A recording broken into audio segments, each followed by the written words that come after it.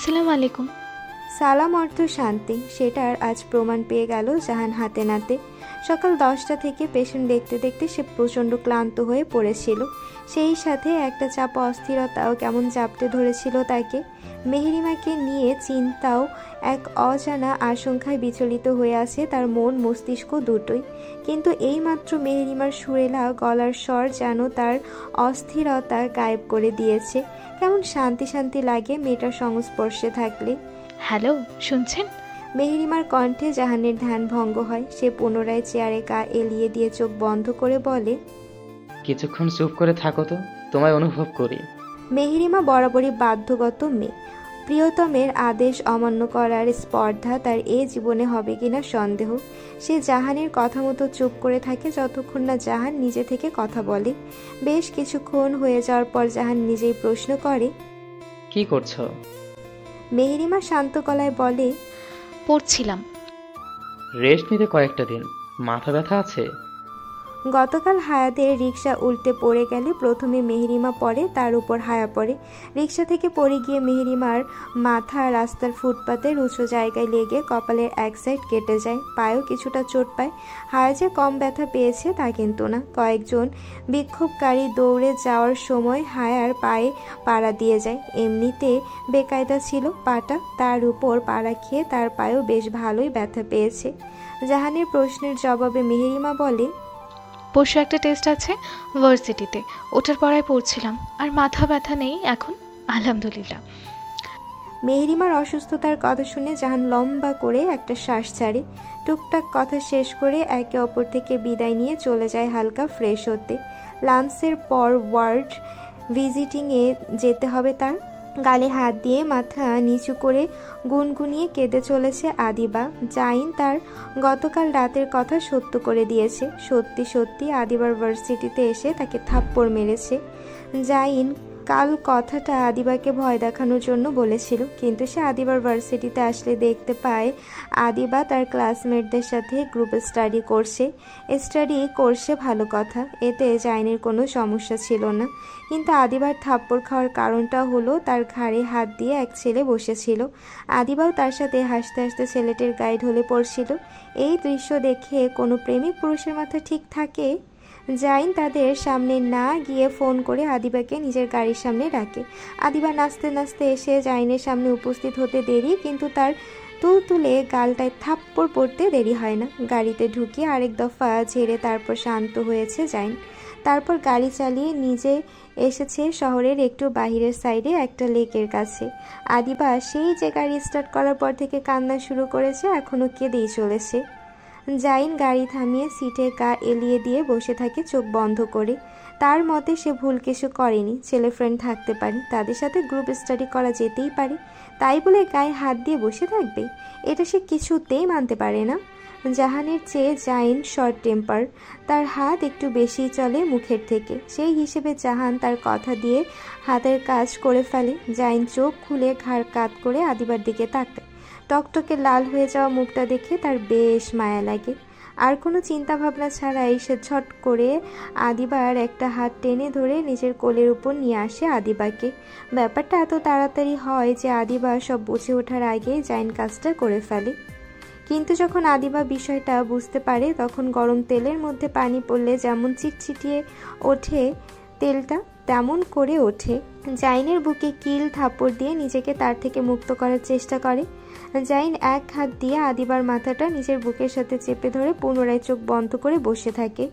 আদিবা নিজের মনের ক্ষোভ মিটে একটু পর নিজেই শান্ত হয়ে যায়। জাইনের বুকে মুখ গুজে কাঁদতে কাঁদতে হুট করে জোরে একটা কামড় দিয়ে বসে। জাইন ব্যথা পেলেও দাঁতের দাঁত চেপে বসে থাকে। কামড়টা দেওয়ার মাধ্যমে আদিবা নিজের সবটুকু ক্ষোভ মিটিয়ে নেয়। তারপর নিচ থেকেই জড়িয়ে ধরে জাইনকে, আদুরে বিড়ালের মতো লেপ্টে থাকে জাইনের বুকে। জাইন তার এমন শান্ত ভাব দেখে বলতে শুরু করে, আজ আমি তোকে যেভাবে দেখছি সেভাবে তুই আমায় দেখতে পারবি? আমার শরীরে কোনো মেয়ে হাত দিয়ে বসে থাকলে সহ্য করতে পারবি সেই দৃশ্য?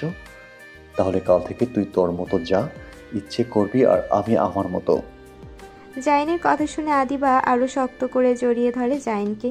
জাইন তার মাথা উঁচু করে আদিবার চোখে চোখ রেখে বলে, ভার্সিটিতে মেয়ে ফ্রেন্ড আমার ছিল, কিন্তু আমার মনে পড়ে না আমি এমন গায়ে হাত দিয়ে কারোর সাথে কথা বলছি। ফ্রেন্ড মানে যে সে তাকে টাচ করতে পারবে এমনটা ভেবে থাকলে তুই ভুল। তোকে তোর বাপ ভাইয়ের পর আমি ব্যতীত অন্য কেউ টাচ করলে সেটা কেলানি খাবেই, তার কিছুটা তুইও খাবেই। আমি যতদিন বেঁচে আছি ততদিন অ্যাটলিস্ট এই পারমিশন পাচ্ছিস না তুই, কিন্তু আমি মরে। আদিবা নিজের হাত দিয়ে চেপে ধরে জাইনের ঠোঁট, তারপর নিজের ঠোঁট ভেঙে কেঁদে ওঠে। কাঁদতে কাঁদতে বলে, এমনটা আর হবে না, আমি ভুলেও কোনো ছেলের সংস্পর্শে আসবো না। আমারও না। ভ্রুকুচকে জিজ্ঞেস করে জাইন, প্রশ্ন করে নিতান্তই আদিবার সাথে মজা নেওয়ার জন্য। আদিবা বাচ্চাদের মতো নিজের চোখ 2 হাত দিয়ে ডলতে ডলতে বলে, না, তুমি আর বাকিরা কি এক নাকি? আমি আর বাকিরা এক না। আমি কে তোর? প্রশ্নটা শুনে আদিবা থমকে যায়। মনে মনে ভাবে, এই বচ্চাত লোক কি জানে না সে কেউ হয় আমার? তাও এমন প্রশ্ন করে আমার বিব্রত করাচ্ছে। জাইন উত্তরের আশায় আদিবার মুখের দিকে তাকিয়ে থাকে। আদিবা গাইগুই করতে করতে বলে, আমার ইনা মিনা টিনার বাবা, আর আমার বাবার হবু মেয়ের জামাই। তোর কি সেটা বল। আমার ভালোবাসা, আমার ভালো থাকা, আমার সব তুমি। কথাটা বলে আদিবা জাইনের বুকে মুখ লুকিয়ে নেয়। প্রচণ্ড লজ্জা পাচ্ছে সে। কথাটা শেষ করার পর জাইন একটা তৃপ্তির হাসি দিয়ে আদিবাকে নিজের বুকের সাথে জড়িয়ে ধরে। জাইন আর আদিবার রিলেশনটা তাদের ফ্যামিলির মধ্যে একটা ওপেন সিক্রেটের মতো। সবাই জানে, কিন্তু ভাবটা এমন করে কেউ জানেই না। দুজনেরই পরিবার অপেক্ষা করছে কবে এরা দুজন মুখ ফুটে তাদের সম্পর্কের কথা বলবে। যেদিন বলবে সেদিনই বিয়ের তারিখ ঠিক করে ফেলবে বলে জাভিয়ান আর আদিয়াতের মধ্যে কথা হয়ে রয়েছে। 2 দিন পর আজ কলেজে এসেছে হায়া। পায়ে যথেষ্ট ব্যথা থাকার পরও টেস্ট থাকায় আসতে হয়েছে। আশিয়ান থেকে সাহায্য করে গাড়ি থেকে নামতে। ভার্সিটি থেকে একটু দূরেই তাদের গাড়ি থামানো হয়েছে। আশিয়ান আর হায়া ভার্সিটির কাছাকাছি এসে দেখে মেহেরিমা দাঁড়িয়ে আছে গেটের সামনে। মেহেরিমা তাদের দেখতে পেয়ে এগিয়ে আসে। তারপর আশিয়ানের থেকে হায়ার হাতটা নিজের হাতে নিয়ে 2 বান্ধবী চলে যায় ভার্সিটির ভেতরে। আশিয়ান হায়া আপাতত চাইছে না তাদের বিয়েটা ভার্সিটিতে জানাতে। মেহেরিমা ছাড়া হায়ার আর কোনো ফ্রেন্ড তার আর আশিয়ানের বিয়ে সম্পর্কে জানে না। আশিয়ানের ক্ষেত্রেও সেম কাজটা হয়েছে। 3 ঘন্টা পর হায়ার মেহেরিমা বের হয়ে ক্লাসরুম থেকে। মেহেরিমা আর হায়া দুজনেরই ক্ষুধা পাওয়ায় মেহেরিমা হায়াকে ভার্সিটির মাঠের একটা বেঞ্চে বসিয়ে ক্যান্টিনে চলে যায় নিজেদের জন্য খাবার আনতে। আশিয়ান নিজের ক্লাস শেষ করে করিডোর দিয়ে হাঁটতে থাকে। উদ্দেশ্য টিচার্স রুম। হঠাৎই তার চোখ যায় ভার্সিটির মাঠে। একটা মেয়েকে আর একটা ছেলে জড়িয়ে ধরে আছে, আর মেয়েটা ছেলেটাকে নিজের থেকে সরানোর চেষ্টা করছে। 4 তলার উপর থেকে মাঠের মধ্যখানে থাকা হায়াকে তেমন একটা ভালো করে চিনতে পারে না আশিয়ান, কিন্তু হায়ের ড্রেসের কালার দেখে তার একটু খটকা লাগে। তাই সে আর কিছু না ভেবে ঘটনাস্থলে যায়। সেখানে এসে তো আশিয়ানের মাথা প্রচণ্ড গরম হয়ে যায়। মেয়েটি সত্যি হায়া, কিন্তু ছেলেটাকে সেটা চিনতে পারছে না। আশিয়ান বড় বড় কদমে হেঁটে তাদের কাছে এসে ছেলেটিকে টান দিয়ে হায়ার থেকে দূরে সরিয়ে দেয়। ছেলেটিকে টান দেওয়ায় হায়া নিজেরও ব্যালেন্স হারিয়ে পড়ে যেতে নিলে আশিয়ান থেকে ধরে ফেলে। আশিয়ান হায়াকে এক হাত দিয়ে আগলে ধরে বলে, ঠিক আছে। প্রশ্নটা হায়াকে করলেও আশিয়ান উত্তরটা স্পষ্ট দেখতে পায়। হায়া ঠিক নেই, সে কাঁপছে থরথরিয়ে। আশিয়ান তাকে নিজের সাথে আরেকটু চেপে ধরে সামনের ছেলেটির দিকে তাকায়। ছেলেটার মুখ দেখার পর আশিয়ানের হুঁশ উড়ে যায়। মুখ দিয়ে বের হয়ে আসে, তুমি? আশিয়ান ও হায়ার সামনে অস্থির চিত্তে দাঁড়িয়ে আছে ফারাবি। সে বারবার হায়ার কাছে আসতে চাইছে, কিন্তু হায়ার চোখে এক অজানা আতঙ্ক ও ভীতি দেখে তাকে পিছু হটতে হচ্ছে। আশিয়ান শান্ত দৃষ্টিতে সবটা ঘটনা প্রত্যক্ষ করে। তারপর উপস্থিত স্টুডেন্টদের উদ্দেশ্যে হুঙ্কার দিয়ে বলে, বাহির থেকে আসা আগত একজন অভদ্রলোক একটা ফিমেল স্টুডেন্টকে তার ক্যাম্পাসে জোর জবরদস্তি করার চেষ্টা করে, আর বাকি স্টুডেন্টরা বিষয়টাকে এন্টারটেইন হিসেবে নেয়। বাহ, এই হলো তোমাদের একতা, বন্ধুত্ব, এ হলো জেনজিদের পাওয়ার। সেই মনেও গাইস। আশিয়ানের কথা শুনে এতক্ষণ মজা নিতে থাকা স্টুডেন্টরা মাথা নিচু করে নেয় লজ্জায়। হুট করে আশিয়ানের নজরে আসে ভিড়ের মাঝে কয়েকজন ভিডিও করছে। আশিয়ান তাদের উদ্দেশ্য করে বলে, তোমরা যে ভিডিও ধারণ করেছো, এটার আসল উদ্দেশ্য কি আমায় একটু বলো তো? ভিডিও ধারণ করা স্টুডেন্টটা থমথমত খেয়ে যায়। তারপর তড়িঘড়ি করে ফোনটা নিচে নামিয়ে ফেলে, কিন্তু আশিয়ানের প্রশ্নের তোপ থেকে বাঁচতে পারে না। আশিয়ান পুনরায় বলে, আজ তোমরা যদি বিষয়টাকে নিছক এন্টারটেনমেন্ট হিসেবে না নিয়ে একজন নারীর সম্মান হিসেবে ভাবতে, তাহলে আমি এখানে এসে ওকে সেভ করতে হতো না। আরেকটা কথা, এই ঘটনার একটা ফুটেজে যদি সোশ্যাল মিডিয়ায় যায়, আমি কিন্তু তার অবস্থা খারাপ করে ছাড়ব। ভিডিওগুলো জানি সসম্মানে ডিলিট হয়েছে, যারা ধারণ করেছে তাদের ফোন থেকে। আবার মনে হচ্ছে তোমাদের এখানে কোনো কাজ নেই, যাও নিজেদের কাছে যাও। লাস্টের কথাটা বেশ ধমকের সুরে বলে আশিয়ান। সবাই সুরসুর করে চলে যায় নিজেদের কাজে। সকলে চলে যেতে আশিয়ান এবার দৃষ্টি দেয় ফারাবি আর হায়ার উপর। হায়া ফারাবির থেকে নিজেকে ছাড়ানোর জন্য কয়েকবার চেষ্টা করে, কিন্তু একজন সুঠাম দেহের যুবকের সাথে তার মতো মেয়ে কি পারে? তার উপর হায়া অসুস্থ। আশিয়ান হায়ার গালে হাত দিয়ে বলে, ঠিক আছে তুমি? হায়ার পায়ে ব্যথা করছে। অজানা কারণে তার প্রচণ্ড ভয় লাগছে। সে এক হাত দিয়ে আশিয়ানের একটা বাহু চেপে ধরে কাঁপা কাঁপা গলায় বলে, ঠিক আছে। তাদের দুজনের কথার মাঝে বাহাত ঢুকিয়ে ফারাবি বলে, হ্যাঁ, আই এম সরি, আমি এমনটা করতে চাইনি। I am really very sorry. আমি একটা কারণে সেদিন আসতে পারিনি, কিন্তু আজ এসেছি না। চলো, আজ এক্ষুনি আমরা বিয়ে করব, চলো। কথাটা বলতে বলতে ফারাবি অস্থির হয়ে পুনরায় হায়ার হাত ধরতে আসে। তখনই হায়ার সামনে ঢাল হয়ে টসে দাঁড়ায় আশিয়ান। সে ফারাবির বুকে ধাক্কা দিয়ে সরিয়ে দিয়ে বলে, stay away from my wife. Farabi আশিয়ানের ধাক্কা খেয়ে যতটা না আহত হয়েছে, তার চেয়েও বেশি আহত হয়েছে আশিয়ানের কথা শুনে। সে কথাটা শুনে এতটাই স্তব্ধ হয়ে গিয়েছে যে কোনো রিয়াক্ট করতেই ভুলে গিয়েছে। এরই মধ্যে মেহেরিমা খাবার নিয়ে এসে পড়েছে। ক্যান্টিনে অন্যান্য স্টুডেন্টদের থেকে হায়ের ব্যাপারে গুসুর ফুসুর শুনে সে দৌড়ে এসেছে। মেহেরিমা তাদের সামনে এসে হাঁপাতে হাঁপাতে বলে, তুই ঠিক আছিস হায়া? হায়া আশিয়ানকে ছেড়ে মেহেরিমাকে জড়িয়ে ধরে। মেহেরিমাও আগলে নেয় প্রিয় বান্ধবীকে। আশিয়ান শান্ত দৃষ্টিতে সবটা দেখে, তারপর মেহেরিমাকে উদ্দেশ্য করে বলে, আমার গাড়িতে করে তোমরা দুজন চলে যাও, আমি ড্রাইভারকে কল করে আসতে বলেছি। মেহেরিমা সম্মতি সূচক মাথা নাড়ায়। এরই মধ্যে ফারাবি যেন হুঁশ ফেরে। সে ঝট করে হায়াকে মেহেরিমার থেকে টান দিয়ে সরিয়ে তার দুই বাহু চেপে ধরে ঝাঁকাতে ঝাঁকাতে বলে, হ্যাঁ, উনি কি বলছে? তুমি তার ওয়াইফ মানে? আমি বলছি তো একটা কারণে আমি বিয়ের দিন আসতে পারিনি। কারণটাও আমি বলবো, কিন্তু তুমি তাকে কিভাবে বিয়ে করতে পারলে? আমি তোমাকে আর তুমি আমাকে ভালোবাসতে না? তাহলে কিভাবে করলে এমন একটা কাজ? উত্তর দাও আমায়। হ্যাঁ, আমার উত্তর চাই। হায়ার বাহু ধরে ফারাবি কাঁদতে কাঁদতে কথাগুলো বলে। লোকে বলে পুরুষদের চোখের কান্না অষ্টম আশ্চর্যের একটি। তারা অসম্ভব রকমের কষ্ট না পেলে নাকি কাঁদে না। তাহলে এখন যে ফারাবি কাঁদতে কাঁদতে কথাগুলো বলল, তাতে কি বলা যায় সে হায়ার বিয়ের কথা শুনে অসম্ভব রকমের কষ্ট পেয়েছে? এমন কান্না তো সত্যিকারের ভালোবাসার মানুষটিকে হারালেই কাঁদা যায়। হায়াও ফারাবির সাথে কাঁদছে। এদিকে এমন ঘটনা দেখে আশিয়ানের পায়ের রক্ত মাথায় উঠে যায়। সে ছোট থেকে হিংসুটে। তার আদর ভালোবাসায় ভাগ বসানোয় সে একটা লম্বা সময় হায়াকে দেখতে পারতো না। তাছাড়া তার পছন্দের বা প্রিয় জিনিসে কেউ হাত দিলে সে ওইটা আর ছুঁয়েই দেখতো না। নেহাত বউটাকে না ছুঁয়ে থাকতে পারে না, বেশি ভালোবাসে কি না। কিন্তু তার সে ভালোবাসার বউকে বারবার একজন পুরুষের স্পর্শ করে আশিয়ানের রাগ না উঠে পারে? আশিয়ান হায়ার বাহু ধরে টেনে তাকে নিজের বুকে চেপে ধরে এক হাত দিয়ে আরেক হাত দিয়ে ফারাবির কলার খামচে ধরে রাগে হিসিয়ে বলে, সাহস কি করে হয় আমার বউয়ের গায়ে হাত দেওয়ার? নেহাতি জায়গাটা আমার প্রফেশনাল, বাচ্চাদের পড়াই, নাহলে সুন্দর মুখটা বিগড়ে দিতে আমার 2 মিনিটও লাগতো না। ফারাবিও রেগে বলে, আমার ফিয়ন্সে ছিল, হ্যাঁ, আমার অধিকার। আমার আছে আর থাকবে ইনশাল্লাহ, কারণ আমার বউ হয় হায়া। কয়েকদিন পর আমার বাচ্চার মাও হবে। বুঝে দেখ কার অধিকার বেশি। আর কখনো যেতে আমার বউয়ের আশেপাশে না দেখি। যদি দেখি সেদিনটা তোর শেষ দিন হবে। চল হাট। কথা শেষ করে আশিয়ান ধাক্কা দিয়ে ফারাবিকে তাদের থেকে দূরে সরিয়ে দেয়।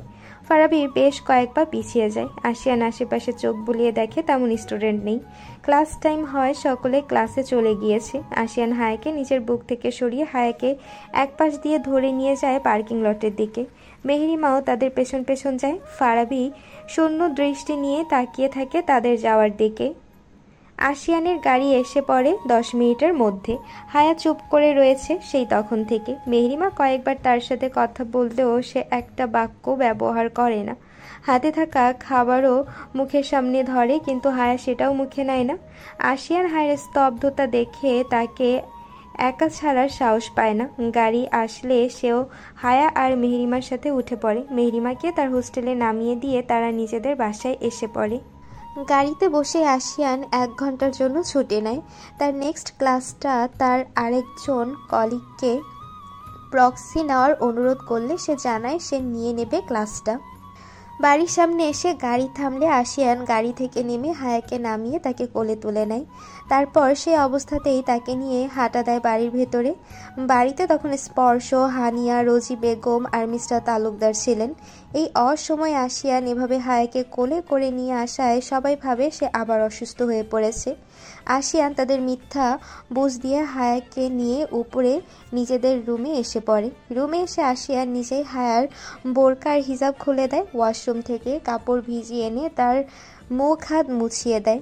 নিচ থেকে হায়ার জন্য হালকা খাবার নিয়ে এসে তার মুখের সামনে ধরলে হায়া সেটা মুখে নেয় না।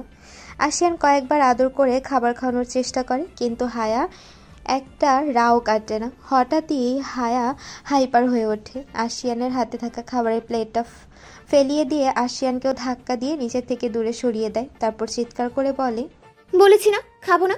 এখনো তো দরদ কোথা থেকে আসে? যখন ভরা বিয়ের আসরে ছেড়ে বিয়ে করতে আসেনি, আমায় সবাই অলক্ষী, অপয়া, চরিত্রহীন বলে অপবাদ দিচ্ছিল, তখন কোথায় ছিল আপনার এত দরদ? এখন ভালোবাসা উতলে পড়ছে না? একটা কথা কি জানেন, আপনার আর ফারাবির মধ্যে কোনো তফাৎ নেই। আপনারা দুজনেই আমায় বাজেভাবে অপমান করেছেন, সমাজের চোখে আমায় চরিত্রহীন বানিয়েছেন। কিছু না করেও সেদিন আপনি যেমন ছেড়ে যাওয়ার সময় দরদ দেখাননি, ফারাবিও সেম কাজটাই করেছে।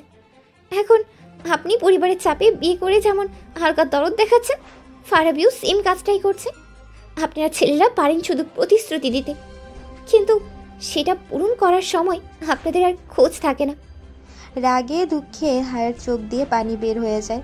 সে যেমন সকলের ভালোবাসা পেয়েছে, তেমনি সকলের থেকে অনেক কষ্টও পেয়েছে।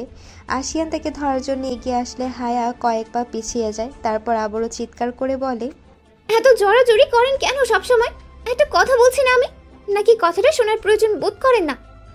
আশিয়ান পুনরায় তার কাছে এগিয়ে আসতে আসতে বলে, আমি শুনছি তো তোমার সব কথা, তোমার যত অভিযোগ আছে করো, সমস্যা নেই, কিন্তু একটু শান্ত হও। শরীর খারাপ তো তোমার, বসে কথা বলো, আমি শুনছি। কি বলবো আমি? বলার মতো কিছু রেখেছেন আপনারা? আমার লাইফটাকে মজা বানিয়ে রেখে দিয়েছেন আপনারা। আই এম সরি বউ for all my dates, please calm down জান। I promise to listen to all your concern with an open heart. Sorry বললেন আর হয়ে গেল? আপনি পারবেন আমার সেসব বিভীষিকাময় রাতগুলোর কথা ভুলিয়ে দিতে? পাপার পাওয়ারের কারণে কেউ হয়তো আমার সামনে কিছু বলে না, কিন্তু পেছনে ঠিকই আমার চরিত্রে কাঁধা ছুটতে তারা ভুলে না। পারবেন তাদের সামনে আমায় নির্দোষ প্রমাণ করতে? আমি বলছি আপনি পারবেন না। হায়া নিজের চোখের পানি নিজেই মুছে নেয়। তারপর আশিয়ানকে পাশ কাটিয়ে ঘোরাতে ঘোরাতে ওয়াশরুমে চলে যায়। আশিয়ান তার পিছু নিলে বলে সে ফ্রেশ হবে। আশিয়ান ওয়াশরুমের বাহিরে দাঁড়িয়ে থাকে। এদিকে হায়া ওয়াশরুমে ঢুকে দরজা লক করে দরজার সাথে পিঠ ঠেকিয়ে বসে থাকে। সেভাবেই বসে মনে করতে থাকে 5 বছর আগে সেই নিকৃষ্ট দিনটির কথা, যেদিন আশিয়ান তাকে চূড়ান্তভাবে কষ্ট দিয়েছিল। তার নরম কোমল মনটাকে পিষে দিয়ে চলে গিয়েছিল অজানায়, অপমান করেছিল তার কিশোরকালের ভালোবাসাকে। 5 বছর আগে হায়াকে বিয়ের ব্যাপারে জিজ্ঞেস করা হলে হায়া বলে তার মা বাবা যেটা ভালো বোঝে সেটাই যেন করে। জাভিয়ান হানিয়া মেয়েকে নিজেদের কাছে রাখার একটা সুযোগ পেয়ে হাতছাড়া করতে চায় না। মিস্টার মির্জা মানে হানিয়ার বাবার প্রস্তাবে রাজি হয়ে যায়। এদিকে আশিয়ান রাজি হয় না। পরবর্তীতে আবরার অনেক বলে কয়ে ধমকিয়ে ধামকিয়ে তাকে রাজি করায়। সিদ্ধান্ত নেওয়া হয় বিয়ের কথাটা আপাতত নিজেদের মধ্যেই থাকবে। বিয়েতে শুধুমাত্র আত্মীয়দের আমন্ত্রণ করা হবে। হায়া প্রাপ্তবয়স্ক হওয়ার পর অনুষ্ঠান করে সকলকে জানানো হবে। সকলে লেগে পড়ে বিয়ের তোড়জোড়ে। হায়া যখন জানতে পারে আশিয়ানও বিয়েতে রাজি, সে অজানা কারণে ভীষণ খুশি হয়। কারণ অজানাও বলা চলে না, কারণ হায়া বুঝতে পারছিল সে কেন এত খুশি। কারণটা হলো সে আশিয়ানকে ভালোবাসতে শুরু করেছিল। এমনিতেই বয়সটা কিশোরকাল, এই বয়সে আবেগে টইটুম্বর থাকে মন। খুব কমই এই বয়সের ছেলেমেয়েরা নিজেদের আবেগ কন্ট্রোল করতে পারে, কিন্তু হায়া আবেগ কন্ট্রোলে ব্যর্থ হয়েছিল। বিয়ের কথা পাকা হওয়ার পর থেকে হায়া প্রায় সময় আশিয়ানকে ফোন দিত। আশিয়ানের মতে তখন হায়ার জন্য কোনো আশিয়ানের মনে তখন হায়ার জন্য কোনো অনুভূতি ছিল না। সে তখনও হায়াকে দেখতে পারত না। হায়া ফোন দিলে আশিয়ান ধমকিয়ে ধামকিয়ে ফোন কেটে দিত। তখন তার এই অনুভূতির কথা জানতো আদিবা। কয়েক মাসের ছোট বড় তারা, তাই অনেকটা বেস্ট ফ্রেন্ডের মতোই। আদিবার পীড়াপিড়িতে তাদের বিয়ের আগের দিন হায়া নিজের মনের কথা জানিয়ে দেয় আশিয়ানকে। আশিয়ান জবাবে চুপ ছিল। ইতিবাচক বা নেতিবাচক কোনো উত্তরই সে দেয়নি সেদিন। পরের দিন হায়া যখন বধূবেশে আশিয়ানের জন্য অপেক্ষা করছিল, তখন আশিয়ান কাউকে না জানিয়ে উড়াল দেয় লন্ডন।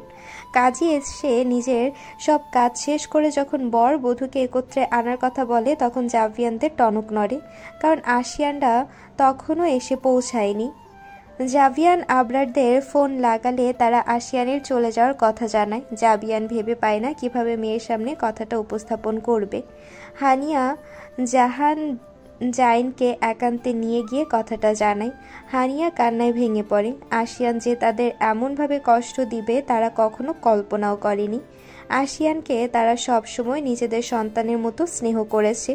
হানিয়াকে জাহান জাইনের কাছে রেখে জাভিয়ানও এগিয়ে যায় তাদের বাগানে করা স্টেজের দিকে, যেখানে হায়া বসে আছে। জাভিয়ান চোখ ভর্তি পানি নিয়ে হায়ার কাছে গেলে হায়া অস্থির হয়ে জিজ্ঞেস করে, বাবা কি হয়েছে, কাঁদছো কেন? মা, তুমি তো আমার প্রিন্সেস না? হ্যাঁ বাবা, এটা তো আমি জানি। প্রিন্সেসকে কি প্রিন্স ছাড়া মানায় বলো? না বাবা, কিন্তু তুমি এসব কেন জিজ্ঞেস করছো? কারণ আমি আমার প্রিন্সেসের জন্য একটা প্রিন্স খুঁজে এনে দেবো। খুঁজে আনবে কেন? পেয়ে গিয়েছি তো আমার প্রিন্সকে। আশিয়ান ভাই তো আমার প্রিন্স বাবা। না মা, সে তোমার প্রিন্স না। হি ইজ এ ডেভিল, এ খাওয়ার্ড। কি বলছো বাবা তুমি এসব? অবাক হয়ে কথাটা জিজ্ঞেস করে হায়া। জাভিয়ান উত্তরে বলে, হ্যাঁ মা, সে কাওয়ার্ডের মতো পালিয়ে গিয়েছে। পালিয়ে গিয়েছে মানে? সে তোমায় বিয়ে করবে না বলে কাউকে না জানিয়ে লন্ডনে চলে গিয়েছে মা। জাভিয়ানের কথায় হইচই শুরু হয়ে যায়। তাদের আপন জনেরাই হায়াকে নানা ধরনের বাজে কথা বলতে শুরু করে। হায়া আশিয়ানের এমন কাজ আর আশেপাশের লোকদের বাজে কথা সহ্য করতে না পেরে অজ্ঞান হয়ে ঢলে পড়ে। জাভিয়ান মেয়েকে নিজের বুকে আগলে নেয়। হায়া আশিয়ানের কাছে যতটা না ভেঙে পড়েছিল তার চেয়েও বেশি ভেঙে পড়েছিল তার আশেপাশের মানুষদের কথায়। আত্মীয় স্বজন ছাড়াও কিভাবে যেন কথাটা পুরো এলাকায় ছড়িয়ে পড়ে। সব শেষে মিডিয়াও জানতে পেরে যায় জাভিয়ান একজন নামকরা বিজনেসম্যান হয়ে তার মেয়ের নাবালক অবস্থায় বিয়ে দিচ্ছিল। তার উপর বিয়ের দিন বর না আসায় সকলেই ভেবে নেয় নিশ্চয়ই হায়া এমন কিছু করেছে যার কারণে এত লুকোচুরি করে বিয়ে দেওয়া। সবার বাঁকা নজর, কটু বাক্য, বাজে অপবাদ সবই হায়াকে চুপচাপ মেনে নিতে হয়। একসময় সে হায়া ভয়াবহ ডিপ্রেশনে ভোগা শুরু করে। সেই থেকে চঞ্চল দুরন্ত বাচাল হায়া হয়ে যায় চুপচাপ শান্ত ইন্ট্রোভার্ট। হানিয়া মেয়ের খবর নিতে তার রুমে এসেছিল, কিন্তু রুমে প্রবেশের পূর্বে সে সব কথা শুনতে পেয়ে যায়। হানিয়ার মাতৃমন সন্তানের কান্নায় অস্থির হয়ে পড়ে। আশিয়ানের সাথে বিয়ে হওয়ার পর থেকে হায়ার পরিবর্তন লক্ষ্য করছিল সে। মেয়েটা আগের মতো স্বাভাবিক চঞ্চল হয়ে উঠছিল। হঠাৎই আবার নতুন ঝড় এলো মেয়েটার জীবনে। হায়া ওয়াশরুমে ঢুকে যাওয়ার পর হানিয়া তাদের রুমের দরজায় নক করে। আশিয়ান চকিত দৃষ্টিতে সেদিকে তাকালে তার মাম্মামকে দেখে খানিকটা ঘাবড়ে যায়। তার ভয় হয় হায়ার কান্না শুনে যদি তার মাম্মাম আর বাবাই তাকে ভুল বুঝে পুতুল বউকে নিয়ে যায় তার কাছ থেকে। আশিয়ান নিজের ঘাবড়ে যাওয়াটা লুকিয়ে স্বাভাবিক হয়ে বলে, মাম্মাম আসো ভেতরে। হানিয়া গুটি গুটি পায়ে রুমের ভেতরে প্রবেশ করে। রুমে প্রবেশের শুরুতেই তার নজরে আসে ফ্লোরে ছড়িয়ে ছিটিয়ে পড়ে থাকা খাবারের দিকে। বুক ছিঁড়ে দীর্ঘশ্বাস বের হয়ে আসে তার। আশিয়ান খাবার পড়ে যাওয়ার বিষয়টা ধামাচাপা দিতে বলে, আসলে মাম্মাম আমার হাত থেকে পড়ে গিয়েছে খাবারটা অ্যাক্সিডেন্টলি। তুমি বসো। হায়াত ওয়াশরুমে গিয়েছে, আমি আরেক প্লেট খাবার নিয়ে আসছি। কথাটা বলে আশিয়ান তড়িঘড়ি করে বের হতে নেবে, তখনই হানিয়া তাকে থামিয়ে দেয়। সে আশিয়ানের হাত ধরে তাকে বেলকনিতে নিয়ে যায়। তারপর বলে, আমি বুঝতে পারছি তোমাদের মধ্যে সমস্যা হয়েছে কোনো বিষয়ে। না মাম্মাম তেমন। আশিয়ানকে থামিয়ে দিয়ে হানিয়া বলে, আমায় আগে শেষ করতে দাও। আমি জানতে চাই না তোমাদের স্বামী স্ত্রীর মধ্যকার ঘটনা, কিন্তু বাবা তোমার কাছে আমার একটাই অনুরোধ, আমার মেয়েটাকে আর কষ্ট দিও না। একবারও হৃদয় ভেঙেছিল, একেবারে চূর্ণ হয়ে গিয়েছিল। আমরা জানি কেমন করে টুকরো টুকরো হয়ে যাওয়া মেয়েটাকে আবার জোড়া লাগিয়েছি। আর এই সমাজের কথা তো তুমি জানোই, ওদের কাজই তো মেয়েদের দগ্ধানো ধীরে ধীরে নিঃশেষ করে দেওয়া। আমার মেয়েটা ছোটবেলা থেকে প্রাণোচ্ছল ছিল, উচ্ছল বাতাসের মতো দৌড়ে বেড়াতো। এখন কেউ কিছু বলবে ভেবে হাসতেও ভয় পায়, দুষ্টুমি করতে ভুলেই গেছে, কারণ সমাজ তাতেও দোষ খুঁজবে। ও চোখে তারায় যে আলো ছিল সেটা নিভে গেছে, আমার মেয়ে বাঁচতে ভুলে গেছে। কথাগুলো বলতে বলতে হানিয়ার চোখের কোণ বেয়ে অশ্রু গড়িয়ে পড়ে। আশিয়ান ভেতরে অপরাধ বোধটা আরও প্রখর হয়ে ওঠে। ছোটবেলার একটা জেদকে প্রাধান্য দিতে গিয়ে সে একটা হাসি খুশি ফ্যামিলিকে বিষাদের সাগরে ডুবিয়ে চলে গিয়েছিল নিজের স্বপ্ন পূরণ করতে। যে মাম্মাম বাবাই তাকে নিজেদের সন্তানের মতো ভালোবাসত, তাদেরও অপমানিত হতে হয়েছে শুধুমাত্র তার একটি ভুল সিদ্ধান্তের জন্য। এই অপরাধ বোধ জাগ্রত হয়েছে তার কয়েক বছর আগে। সেই থেকে এই পর্যন্ত সে ভেতরে কুড়ে কুড়ে মরছে অপরাধ বোধে। আশিয়ান হানিয়ার চোখের পানি মুছে দেয়, তারপর নিজের হাতের মুখে থাকা হানিয়ার হাতটায় একটা চুম্বন করে বলে, আমি জানি আমার কোনো ভুলের ক্ষমা হয় না, কিন্তু আমি এটাও জানি আমার মাম্মাম বাবাই আমাকে তাদের সন্তানের মতো ভালোবাসে। আর সন্তানরা ভুল করলে বাবা মায়েরা তো তাদের হালকা বকাঝকা করে ক্ষমা করে দেয়। সেক্ষেত্রে আমায় ক্ষমা করে দিও তোমরা। আর হায়া, তাকে তো আমি এর জীবনে আর ছাড়ছি না। আমি তোমায় কথা দিলাম মাম্মাম, তাকে যতটা কষ্ট দিয়েছে তার চেয়ে দ্বিগুণ ভালোবাসা দিয়ে তার অতীতের সব কষ্ট ভুলিয়ে দেব। একদিন সে নিজে তোমাদের বলবে সে আমার সাথে কতটা সুখে আছে। মিলে নিও আমার কথাটা তুমি। হানিয়ার মনে চলতে থাকা ঝড়টা যেন নিমেষেই শান্ত হয়ে যায়। সে আশিয়ানের মাথায় হাত বুলিয়ে দিয়ে তার অগোছালো চুলগুলো গুছিয়ে দিয়ে বলে, দোয়া করি বাবা তোমরা সুখী হও। সন্তানরা সুখী থাকলেই বাবা মায়েদের কোনো কষ্ট থাকে না। আর নিজেদের মাঝের ভুল বোঝাবুঝি হলে সেটা সাথে সাথে আলোচনা করে মিটিয়ে নিবে। না হয় এই ছোট ভুল বোঝাবুঝি একসময় তোমাদের বিচ্ছেদের কারণ হয়ে উঠবে। সম্পর্কে কখনো তৃতীয় ব্যক্তিকে প্রবেশ করতে দিবে না ভুলেও, তাহলে তোমাদের সুন্দর সম্পর্কটাই জাহান্নামের আগুন লেগে যাবে। দুজনেই চেষ্টা করবে পার্টনারের মনের অবস্থা বোঝার। আচ্ছা মাম্মাম, আমি চেষ্টা করব তোমার পরামর্শগুলো মেনে চলার। তাদের কথাবার্তার মাঝে হায়া ফ্রেশ হয়ে বের হয় ওয়াশরুম থেকে। হানিয়া আর আশিয়ান রুমে চলে এসে দেখে হায়া নিচে পড়ে থাকা খাবারগুলো উঠাচ্ছে। আশিয়ান হায়াকে নিচ থেকে দাঁড় করিয়ে বেডে বসিয়ে দেয়, তারপর গম্ভীর গলায় বলে, সার্ভেন্ট আছে আমাদের বাড়িতে, তারও করতে পারবে কাজটা। ফেলেছি আমি, তাই আমি উঠাবো। আশিয়ান চোখ গরম করে বলে, মুখে মুখে কথা বলে হাত ভাঙা পাটা পুরো ভেঙে বসিয়ে রাখবো। চুপচাপ বসে থাকবে এখানে। আমি খাবার এনে দিলে মাম্মামের হাতে ভদ্রমের মতো খেয়ে নেবে। আমার আবার ভার্সিটি যেতে হবে। হায়ের এমনিতে ভালো লাগছিল না, তাই আশিয়ানের কথার উপর কোনো কথা বলে না। হায়াকে চুপ করে থাকতে দেখে আশিয়ান বুঝে নেয় তার জবাব কি। সেও রুম থেকে বের হয়ে নিচে এসে আরেক প্লেট খাবার নিয়ে হানিয়াকে দেয়। হায়া হানিয়ার হাতে চুপচাপ খাচ্ছে দেখে আশিয়ান বের হয়ে ভার্সিটির উদ্দেশ্যে রওনা হয়। গাড়ি ড্রাইভ করতে করতে তার মনে পড়ে যায় কিছু অজানা অতীত, যেটা কেবল সে এবং আফিফ ব্যতীত আর কেউ জানে না। অতীত মাস্টার্স শেষ করেই পিএইচডি করার জন্য বিদেশের এক নামকরা ভার্সিটিতে আবেদন করেছিল সকলকে গোপন করে। সে মূলত সারপ্রাইজ দিতে চেয়েছিল তার পরিবারকে। কিছুদিন পর তার আবেদন গ্রহণ করে তাকে সেই ভার্সিটি থেকে ডাকা হয়। সে এই কথাটা জানানোর আগেই তার দাদু অর্থাৎ মিস্টার মির্জা আর হায়ার বিয়ের কথা ওঠায়। সকলে তাকে জোর করে তার অপছন্দের মেয়েটির সাথে বিয়ে দিতে চাওয়ায় আশিয়ানের জেদ চেপে বসে। সে তার বিদেশে যাওয়া সম্পর্কে কাউকে জানায় না এবং গোপনে পাসপোর্ট ভিসা রেডি করতে দেয়। সবশেষে যেদিন তাদের বিয়ে ছিল সেই একই দিনে তার লন্ডনে যাওয়ার ফ্লাইট ছিল। সে হায়া বা তার পরিবারের কথা না ভেবেই কাউকে না জানিয়ে চলে যায় লন্ডন। তার এসব কথা জানতো আশিয়ানের বেস্ট ফ্রেন্ড আফিফ। সে আশিয়ানকে নানানভাবে বোঝায় এমনটা না করতে, কিন্তু আশিয়ান তার অন্ধ জেদের বশবর্তী হয়ে কোনো চিন্তাভাবনা ছাড়াই কাজটা করে ফেলে।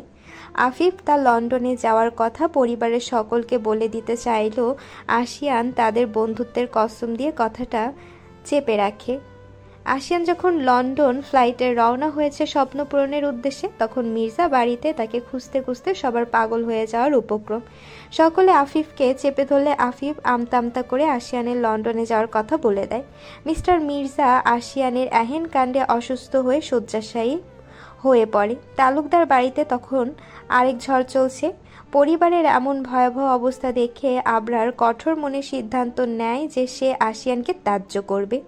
আশিয়ান বিদেশে গিয়ে প্রথম কয়েকদিন পরিবারের উপর জেদ করে ভালো থাকার চেষ্টা করে ঠিকই, কিন্তু কয়েকদিন পর সে বুঝতে পেরে যায় পরিবার ছাড়া কেউ কখনো ভালো থাকতে পারে না। সে আফিফের মাধ্যমে পরিবারের খবর জানতে পারলে সে আরও বিচলিত হয়ে পড়ে। সেখানে যাওয়ার 6 মাস পর সে বাড়িতে ফোন করে। স্পর্শ মা হয়েও প্রথম কথা বলেনি। আশিয়ানের কণ্ঠ শুনলেই ফোন কেটে দিত। তারপর একটা সময় আর মুখ ফিরিয়ে রাখতে পারে না সন্তানের থেকে। একটা মাত্র সন্তান হওয়ায় সে তার মায়ের বেশি প্রিয় ছিল, কিন্তু আবরার তার জেদে অটল ছিল। সে প্রায় 2 বছর আশিয়ানের সাথে কোনো কথা বলেনি। আশিয়ান জাভিয়ান হানিয়াকেও ফোন করে তাদের থেকে মাফ চায় এমন কাজ করার জন্য। হায়ার সাথে কথা বলতে চাইলে জাভিয়ান তাকে নিষেধ করে এ বিষয়ে তার সাথে কথা বলার জন্য। আশিয়ান আফিফের মাধ্যমে ইতিমধ্যে জানতে পেরেছিল হায়ার কথা। কেটে যায় 2 বছর। একদিন একটা ফ্যামিলি গেট টুগেদারের ছবিতে সকলের সাথে হাস্যোজ্জ্বল হায়াকে দেখে আশিয়ান প্রথমবারের মতো থমকে যায়। হায়ার মলিন মুখে জোড়া তালির হাসিটা আশিয়ানের মন কেড়ে নেয়। এর আগে সে হায়ার জন্য কিছু ফিল না করলেও সেদিন থেকে ফিল করা শুরু করে। সেই পোস্টটা ছিল আদিবার। সে আদিবার কাছ থেকে হায়ার আইডি নেয়। দোনামোনা করতে করতে একসময় রিকোয়েস্ট পাঠালেও হায়া তার রিকোয়েস্ট অ্যাকসেপ্ট করে না। মেসেজ দিলে রিপ্লাই তো করেই না, বরঞ্চ আশিয়ানকে ব্লক করে দেয়। আশিয়ানের জেদ চেপে বসে হায়ার সাথে কথা বলার। সে একটা ফেক আইডি খুলে মেয়ের নাম দিয়ে সেই আইডি দিয়ে রিকোয়েস্ট পাঠালে হায়া অ্যাকসেপ্ট করে। এরপর থেকে সেই আগ বাড়িয়ে হায়ার সাথে প্রায় কথা বলতো। হায়া তাকে মেয়ে ভেবে কথা বলতো, অনেক কিছু শেয়ার করত। একদিন আশিয়ান সাহস করে হায়াকে জিজ্ঞেস করে, তুমি কি কাউকে ভালোবাসো বা পছন্দ করো হায়া? প্রশ্ন শুনে হায়া কিছু সময়ের জন্য থমকে গিয়েছিল। ভালো তো বেসেছিল একজনকে, নিজের কিশোরী বয়সের আবেগকে ভালোবাসা ভেবে বলেও দিয়েছিল মনের কথা। তারপর কি হলো? সে তাকে বিশ্রীভাবে প্রত্যাখ্যান করে। ভরা বিয়ের আসরে ফেলে চলে গিয়েছিল তাকে ছেড়ে। হায়া একটা দীর্ঘশ্বাস নিয়ে বলে, না, আমি কাউকে ভালোবাসি না, আর নাইবা পছন্দ করি। আমার সকল ভালোবাসা ভালো লাগা আমার স্বামীর জন্য হবে, যে আমাকে আমার পাপার পর আমার সব শখ আহ্লাদ রাগ জিদ সহ্য করবে। কথাটা শুনে আশিয়ানের মিশ্র অনুভূতি হয়। সে কথাটা আরেকটু বাড়াতে চাইলে হায়া কথা কাটিয়ে দিয়ে অন্য কথায় চলে যায়। এভাবে আরও 1 বছর চলে যায়। ইতিমধ্যে আশিয়ান হায়ার প্রেমে পড়ে গিয়েছে। সে তার পরিবারকে জানাতে চায় সে হায়াকে বিয়ে করতে চায়, কিন্তু তার আগেই উপরওয়ালা তার ভুলের শাস্তি দিয়ে দেয়। একদিন ল্যাব থেকে বাসায় ফিরে এসে ফোনটা হাতে নিয়ে ফেসবুকে ঢুকলে হায়ার একটা স্ট্যাটাস দেখতে পায়, যেটা দেখে আশিয়ান হতভম্ব হয়ে যায়। হায়া তার ফেসবুকের রিলেশনশিপ স্ট্যাটাসে এনগেজড দিয়েছে, আর তার ও ফারাবির এঙ্গেজমেন্টের ছবি আপলোড করেছে। একদিন ল্যাব থেকে বাসায় ফিরে এসে ফোনটা হাতে নিয়ে ফেসবুকে ঢুকলে হায়ার একটা স্ট্যাটাস দেখতে পায়, যেটা দেখে আশিয়ান হতভম্ব হয়ে যায়। হায়া তার ফেসবুকের রিলেশনশিপ স্ট্যাটাসে এঙ্গেজড দিয়েছে আর তার ও ফারাবির এঙ্গেজমেন্টের ছবি আপলোড করেছে। ফারাবির হাতের উপর হায়াত ছোট্ট হাতটা দেখে আশিয়ানের বুকে জ্বলন শুরু হয়। সে তার ফোনটা ছুঁড়ে ফেলে দূরে। সে বিশ্বাসই করতে পারছে না হায়া আজ থেকে অন্য কারোর বাগদত্তা। নিজেকে শান্ত করার জন্য সে ওয়াশরুমে গিয়ে শাওয়ার ছেড়ে ভিজতে থাকে। এমনিতে লন্ডনের আবহাওয়া ঠান্ডা, সেই ঠান্ডা আবহাওয়ায় আবার ঠান্ডা পানিতে শাওয়ার নিয়ে 2 দিন জ্বরেও ভুগেছিল আশিয়ান। শাওয়ার শেষ করে ওয়াশরুম থেকে বের হয়ে আফিফকে কল লাগায়। সে জানে আফিফই তাকে নির্ভুল সব তথ্য দিতে পারবে। আফিফের থেকে সে জানতে পারে হায়ার এখন বিয়ে বা এঙ্গেজমেন্ট করার কোনো ইচ্ছে ছিল না। মূলত ফারাবির পাগলামির কারণে তার বাবা মা জাভিয়ান ও হানিয়াকে অনেক জোর করায় তারা এখন এঙ্গেজমেন্ট করে রাখছে, কিন্তু বিয়েটা হায়ের ইচ্ছে মতো সময় হবে। যেহেতু হায়া এখনো বিবাহ ভীতি থেকে বের হতে পারেনি, তাই ফারাবি ও তার পরিবার তাই মেনে নিয়েছিল। আশিয়ান এটা শুনে স্বস্তি পায় যে হায়া এই বিয়েতে রাজি না, কিন্তু তার মনে এই ভয়টাও থেকে যায় যে হায়া যদি ফারাবির প্রেমে পড়ে যায় তাহলে তো সে বিয়ে না করেই বউহারা হয়ে যাবে। এরপর থেকে সে তার রিচার্জে বেশি মনোযোগ দিতে থাকে, যাতে রিচার্জটা তাড়াতাড়ি সফল করে সে দেশে ব্যাক করতে পারে। এর আগে সে লন্ডনের একটা কলেজের লেকচারার হিসেবে জব করলেও পরবর্তীতে সে জবটাও ছেড়ে দিয়ে নিজের পুরো ধ্যান জ্ঞানে রাখে শুধু তার রিচার্জকে। হায়ার সাথে নিয়মিত কথা বলা ও নিজের রিসার্চ নিয়ে গবেষণা করতে করতে কবে যে আরও 1.5 বছর চলে যায় আশিয়ান টেরও পায় না। তাই রিচার্জ খুব ভালোভাবে সফল হয় এবং সে সকলের কাছে বেশ প্রশংসিত হয়। এবার পালা দেশে ফিরে তার না হওয়া বউকে বিয়ে করার। আশিয়ান যেভাবে কাউকে না জানিয়ে চলে গিয়েছিল দূর দেশে, সেভাবে সে না জানিয়ে পুনরায় ফিরে আসে। আশিয়ান আর হায়ার বিয়ের 6 মাস আগে সে দেশে ফেরে। হায়া কিন্তু তখনও আশিয়ানকে দেখেনি। আশিয়ান জানে সে যেই ভুলটা করেছে তার কোনো ক্ষমা হয় না, কিন্তু সে আগের বিষয়টা নিয়ে মন থেকে অনুতপ্ত এবং এবার সে হায়াকে মন থেকে নিজের বউ হিসেবে মেনে নিতে চায়। সে হায়ার কাছাকাছি থাকার জন্য হায়ার ভার্সিটিতে সহকারী অধ্যাপক হিসেবে যোগদান করে। প্রথম দিন আশিয়ানকে দেখে হায়া ভেতরে ভেতরে রাগে ক্ষোভে ফেটে পড়লেও তার বাহিরটা ছিল বরাবরের মতো শান্ত। সে আশিয়ানকে শুধু তার শিক্ষক ব্যথিত আর কিছু মনে করত না। আশিয়ান দেশে আসার পর একটা দিনও হায়া মির্জা বাড়িতে যায়নি। একদিন আশিয়ান ক্লাস শেষ করে টিচার্স রুমের দিকে যাচ্ছিল, তখনই তার নজর পড়ে ফারাবি কোনো একটা বিষয় নিয়ে হায়ার সাথে ঝামেলা করছে। এক পর্যায়ে ফারাবি আয়ের হাত ধরে টানাটানি শুরু করলে তার মেজাজ গরম হয়ে যায়। সে দ্রুত সেখানে তাদের কাছে গিয়ে জিজ্ঞেস করে, এখানে কি হচ্ছে? আশিয়ানের এমন অপ্রত্যাশিত আগমনে হায়া ফারাবি দুজনেই অবাক হয়ে যায়। ফারাবি কিছু বলার আগেই হায়া শক্ত গলায় বলে, কিছু না স্যার, আমাদের পার্সোনাল ম্যাটার, তাই আপনাকেই জানাতে চাইছিলাম না। হায়ার কথাটা শুনে আশিয়ানের চল শক্ত হয়ে ওঠে। সে হায়াকে প্রত্যুত্তরে কিছু বলবে তার আগেই হায়া ফারাবির হাত টানতে টানতে তার সামনে থেকে চলে যায়। সেদিনই আশিয়ান ঠিক করে নেয় সে যেভাবেই হোক হায়াকেই বিয়ে করবে। তার কিছুদিন পরই শুনতে পায় হায়া আর ফারাবির বিয়ে। আশিয়ান এমন সংবাদ শুনে বিচলিত না হয়ে ঠান্ডা মাথায় আফিফের সাথে প্ল্যান করে কিভাবে ফারাবিকে সরিয়ে আশিয়ান বর হবে। আফিফ তাকে এমন কাজে সাহায্য করতে চায় না, কিন্তু আশিয়ান যেন তেনভাবে তাকে রাজি করিয়ে নেয়। প্ল্যান অনুযায়ী বিয়ের দিন ফারাবির এসএসসি পড়ুয়া বোনকে তারা কিডন্যাপ করায়, আর ফারাবি ও তার পরিবারকে হুমকি দেয় তারা যাতে আজ বিয়েতে না যায়। ফারাবির পরিবার নিজেদের মেয়েকে বাঁচাতে বিয়ের দিন আসে না।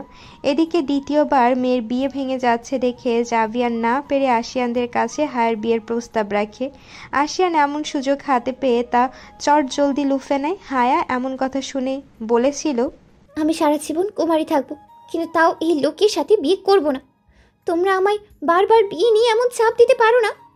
কিন্তু সেদিন তার কথা কেউ শোনেনি। সবাই নানানভাবে বোঝানোর পরও যখন হায়া রাজি হচ্ছিল না, তখন জাভিয়ানের হায়াকে নিজের কসম দেয় বিয়েটা করার জন্য। জাভিয়ান যেমন মেয়ে অন্তঃপ্রাণ, হায়াও তেমন বাবা বলতে পাগল। সেদিন বাবার কসমের কারণেই হায়া বিয়েটা করেছিল। আশিয়ান তার ও হায়ার বিয়ের 2 দিন পরই ফারাবির বোনকে ছেড়ে দিয়েছিল। তার এসব অপকর্মের কথা আফিফ ব্যথিত আর কেউ জানে না। বর্তমান আশিয়ান গাড়ি চালাতে চালাতে বিড়বিড়িয়ে বলে, তোমায় বাবার তৃষ্ণায় যদি নিজেকে হারিয়ে ফেলতে হয় তাও রাজি আমি। পৃথিবী জ্বালিয়ে ছাই করে দিলেও শেষ ছাইও খুঁজে নেব তোমায় আমি, কারণ আমার সব শেষ, সব শুরু তুমি। রাহাতের হাতে ঘড়িটা পরিয়ে দিয়ে মুনতাহা একটু পেছনে সরে দাঁড়ায়। রাহাত শেষবারের মতো চুলে চিরুনি চালিয়ে নিয়ে মুনতাহার মুখোমুখি হয়ে দাঁড়িয়ে বলে, মেয়েটার তো বয়স কম হলো না, ইদানিং ওর বিয়ে নিয়ে ভাবছি। মুনতাহার স্বামীর এহেন কথা শুনে একটু অবাকই হন বটে, কারণ কয়েক মাস আগেও তিনি এ বিষয়ে রাহাতকে বললে রাহাত জানায় সে এখনই মেয়ের বিয়ে দিবেন না। মেয়েকে সে অনেক দূর পর্যন্ত পড়াতে চায়, কিন্তু সেই রাহাত আজ এমনটা বলছে শুনে তার অবাক হওয়া। তাও সে হাসি মুখে বলে, বেশ তো, আমি কি ঘটক ডাকবো, নাকি আপনার কোন ছেলেকে আমাদের মেয়ের জন্য পছন্দ হয়েছে? রাহাত পকেটে ফোন ঢুকাতে ঢুকাতে বলে, মেয়ের মনে যে একজন আছে সেটা কি জানো?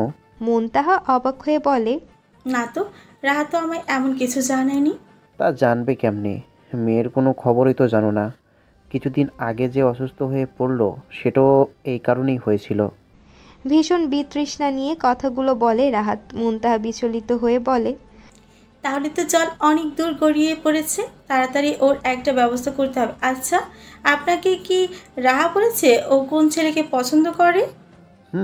এবং সে আমাদের চেনা জানার মধ্যেই। এখন আসছি, বাকি কথা রাতে এসে বলবো।